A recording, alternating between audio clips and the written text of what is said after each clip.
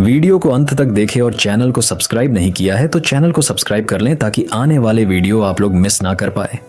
द्वारका नगरी अपने अद्भुत वैभव और धर्मपरायणता के लिए प्रसिद्ध थी। यहाँ के महलों की चमक मानो सूर्य को भी फीका कर देती थी। एक दिन राजमहल के सभा भवन में श्री कृष्ण अपने मित्र उद्धव जी के साथ चर्चा कर रहे थे। तभी द्वार पर एक युवा ब्राह्मण पहुंचा जिसकी आंखों में असीम जिज्ञासा थी। उसने प्रणाम कर कहा, हे माधव, मैं एक प्रश्न लेकर आपकी शरण में आया हूं।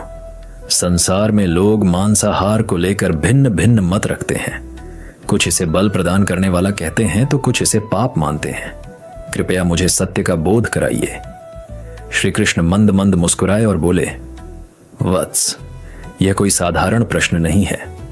तुम्हारी जिज्ञासा का समाधान मैं एक प्राचीन कथा द्वारा करूंगा। यह कथा सुनकर तुम्हें स्वयं झात होगा कि मांसाहार क्यों त्याज्य है। सभा में उपस्थित सभी लोग ध्यानपूर्वक सुनने लगे और श्री कृष्ण ने कथा प्रारंभ की।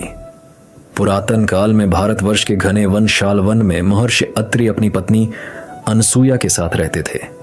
उनका आश्रम अत्यंत पवित्र था। वहां पशु पक्षी निर्भय होकर विचरण करते। ऐसा प्रतीत होता मानो यह स्वयं स्वर्ग का कोई कोना हो। लेकिन उसी वन में एक भयंकर शिकारी चंडक भी रहता था। वह निर्दयी था, सदैव शिकार की खोज में रहता। वन्य प्राणियों को मारकर उनका मांस खाता और खालें बेचता। उसकी धनुष की प्रत्यंचा कभी ढीली नहीं होती थी और उसके बाणों से कोई प्राणी बच नहीं सकता था। एक दिन उसने एक सुंदर हिरणी को पकड़ लिया जो गर्भवती थी। हिरणी भयभीत होकर कांप रही थी। उसकी आंखों में करुणा थी, मानो वह जीवन दान की याचना कर रही हो। लेकिन चंडक के हृदय में दया नहीं थी। उसने धनुष पर बाण चढ़ाया ही था कि तभी महर्षि अत्रि वहां आ पहुंचे। उन्होंने कठोर स्वर में कहा, रुको वत्स, ये क्या कर रहे हो? चंडक हंसा और बोला, मुनिवर, मैं अपने भोजन की व्यवस्था कर रहा हूं। मांस के बिना मेरा जीवन नहीं चल सकता।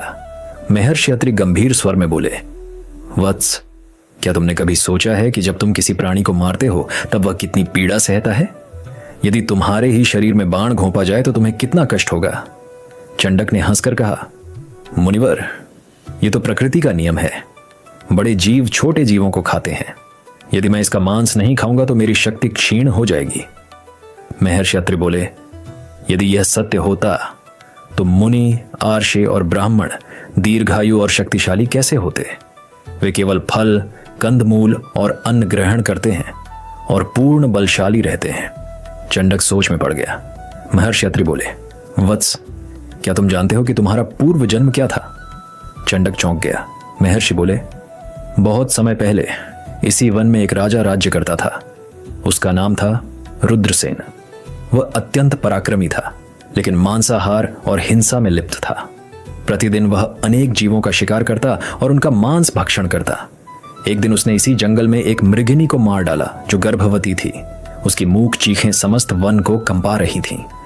लेकिन राजा ने उसकी पीड़ा की परवाह नहीं की और अट्टहास करता हुआ चला गया। कालचक्र घूमा। राजा रुद्रसेन की मृत्यु हुई और उसने अगले जन्म में उसी मृगिनी के गर्भ से जन्म लिया। जब वह बड़ा हुआ तब एक शिकारी ने उसे उसी स्थान पर मार डाला जहां उसने अपने पिछले जन्म में उस मृगिनी का वध किया था। और वह शिकारी कोई और नहीं बल्कि तुम्हारे वंश का ही था। चंडक यह सुनकर कांपने लगा। उसके मन में तीव्र भय उत्पन्न हुआ। वह कांपते हुए बोला, मुनिवर, क्या इसका अर्थ यह है कि जो मैं कर रहा हूं उसका दंड मुझे भी भोगना पड़ेगा? महर्षि अत्रि बोले, हर जीव अपने कर्मों का फल भोगता है।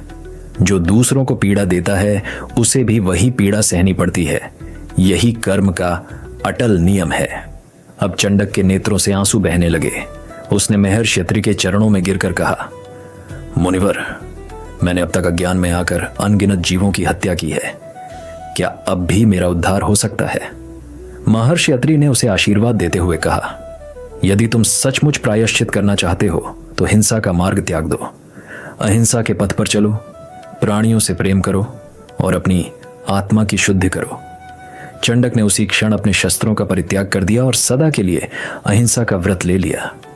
श्री कृष्ण ने कथा समाप्त की और ब्राह्मण वसुदेव से कहा, वत्स, इस संसार में कोई भी कार्य बिना परिणाम के नहीं होता। जो मांसाहार करता है वह प्रत्यक्ष या परोक्ष रूप से हिंसा में लिप्त होता है और उसे अपने कर्मों का दंड भोगना ही पड़ता है। इसलिए अहिंसा ही परम धर्म है। वसुदेव ने श्री कृष्ण के चरणों में सिर झुकाया और प्रणाम करते हुए कहा, हे माधव, आपकी वाणी ने मेरी आंखें खोल दी। अब मैं और मेरा परिवार सदा के लिए मांसाहार का त्याग कर देंगे। श्री कृष्ण ने आशीर्वाद दिया और वहां उपस्थित सभी जनों ने भी मांसाहार छोड़ने का संकल्प लिया। उस दिन से द्वारका में अहिंसा का संदेश दूर दूर तक फैल गया